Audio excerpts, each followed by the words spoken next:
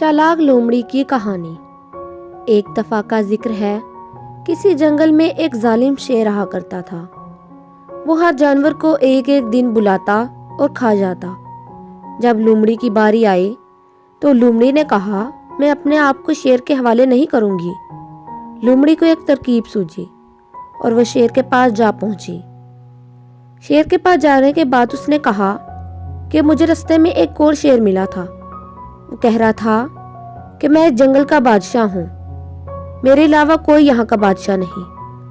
یہ سن کر شیر کو بہت غصہ آیا۔ شیر نے کہا کہ میرے علاوہ اس جنگل میں کوئی دوسرا بادشاہ کیسے آ سکتا ہے؟ چلو دکھاؤ مجھے۔ لومڑی اس شیر کو ایک کنویں کے پاس لے گئی۔ کنویں کے پانی میں شیر کو اپنا عکس نظر آنے لگا۔ شیر سمجھا کہ یہ دوسرا شیر ہے۔ وہ پانی میں یہ کہہ کر کود پڑا کہ میں اس شیر کو بھی مزہ چکھاتا ہوں۔ لیکن شیر کو کیا پتا تھا کہ لومڑی نے اس کے ساتھ چالاکی کی ہے۔ یوں باقی سارے جانوروں اور لومڑی کی جان بچ گئی اور شیر کو اپنے کیے کی سزا مل گئی۔